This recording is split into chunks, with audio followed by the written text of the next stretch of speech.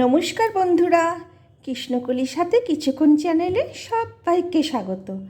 আজকে আমি কাঁচা আমের একটা চটপটা ও মজাদার আচার রেসিপি তোমাদের কাছে শেয়ার করব। কাঁচা আম থাকতে থাকতে এই রেসিপিটা একবার ট্রাই করবে, কথা দিচ্ছি ঠকবে না। খুবই সহজ রেসিপি, চলো শুরু করি রেসিপিটা। আমি এই চাটনির রেসিপিটা দুটো আম দিয়ে করব, তোমরা বেশি আম দিয়ে করতে পারো। আমি এখানে দুটো আম নিয়ে নিচ্ছি। এই দুটো আম দিয়ে আমি বানাবো। আম দুটো আমি ভালো করে ধুয়ে নিচ্ছি, প্রথমে ধুয়ে নিয়ে আসছি। আম দুটো আমি ভালো করে ধুয়ে নিয়েছি। এবারে আমের খোসাগুলো আমি ছাড়িয়ে নেব। এই ছুনলির সাহায্যে আমি খোসাগুলোকে ছাড়িয়ে নেব। এরকম টাইট দেখে আম নিতে হবে, কাঁচা টাইট দেখে আম নিতে হবে। নরম আম নিলে একটু অসুবিধে হবে।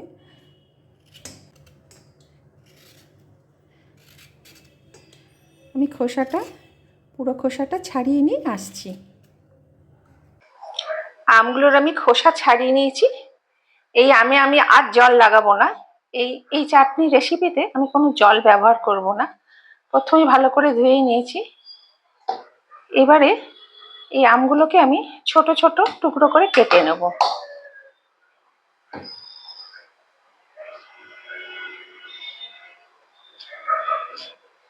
সম্ভবত আঁটি হয়ে গেছে বোধহয়, তাহলে সাইড দিয়ে কেটে নিতে হবে।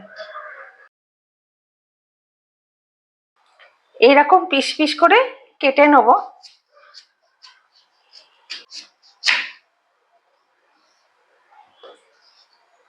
এরকম কেটে নিয়ে তারপরে ছোট ছোট টুকরো করে নেব।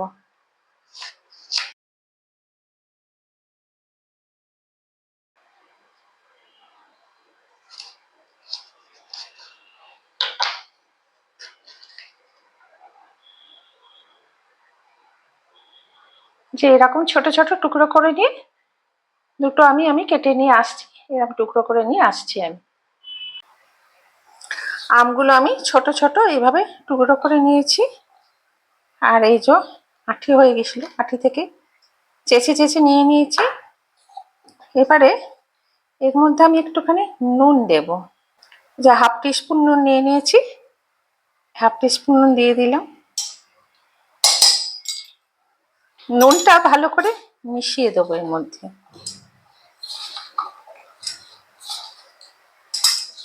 পরে যদি নুন লাগে তখন দেব, এখন হাফ টিস্পুন দিলাম।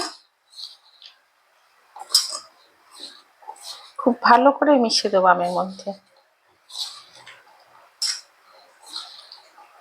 মিশিয়ে দিয়ে আমি এটা ঢাকা দিয়ে 10 মিনিটের মতো রেখে দেব।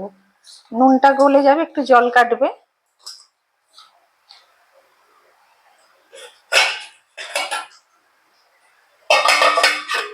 এটা থাক। এবার আমি একটা মশলা তৈরি করব। তার জন্য আমি 1/4 টিস্পুন গোটা জিরে নিলাম। আমার দুটো আম তো, তাই মশলাটাও খুব কমই লাগবে। আর 1/4 টিস্পুন মৌরি নিচ্ছি। এই যে মৌরি নিলাম। একটা শুকনো লঙ্কা, একটা বড় দেখে নিই। একটা শুকনো লঙ্কা, বেশি মশলা লাগবে না। এইবারে তাওয়ায় রোস্ট করে এগুলো আমি গুঁড়ো করে নেব।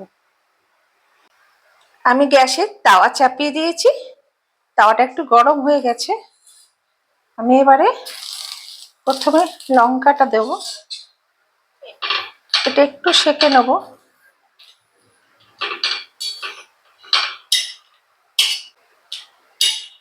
এটা সেঁকে নেওয়ার পরে আমি এগুলো দেব। যখন চটচট করে ফাটবে, একটা খুব সুন্দর গন্ধ আসবে, তখন নামিয়ে নেব।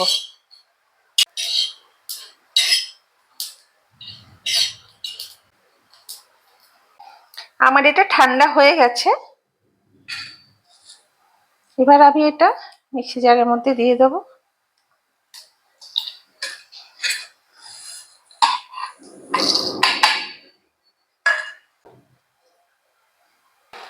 আমার এটা হয়ে গেছে। পুরো মিহি করে করব না, একটু গোটা গোটা রাখবো। এই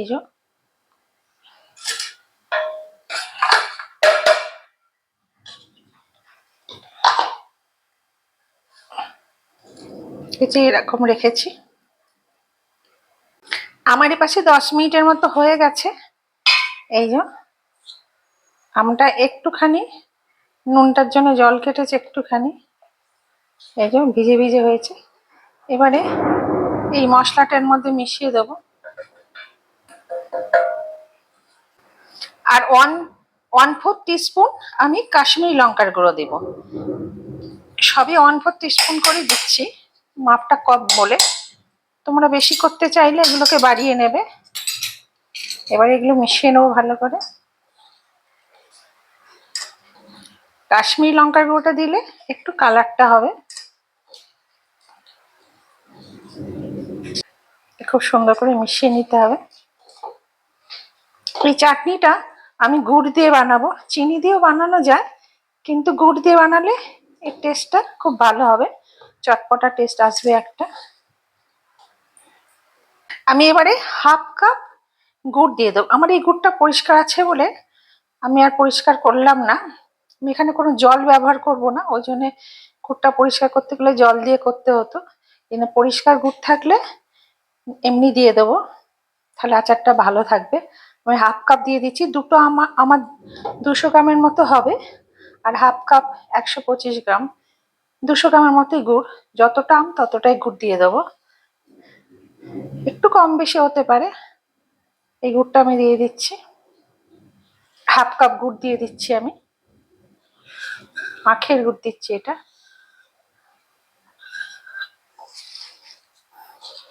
এই গুড়টা দিয়ে খুব সুন্দর করে মাখতে হবে, যাতে গুড়টা গলে যায় পুরো একেবারে।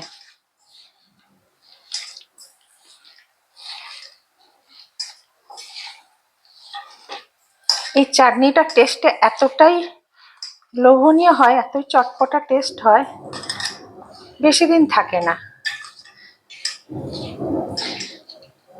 আমি এবার ঢাকা দিয়ে 15 থেকে 20 মিনিটের মধ্যে রেখে দেবো, যাতে গুড়টা গলে গিয়ে একবার জলের মতো হয়ে যায়।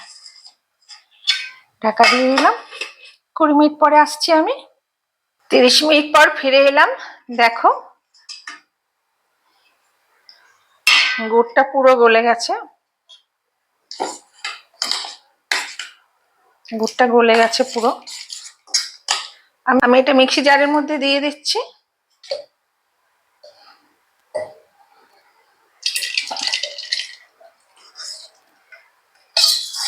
আমি কোনো জল ব্যবহার করব না এর মধ্যে।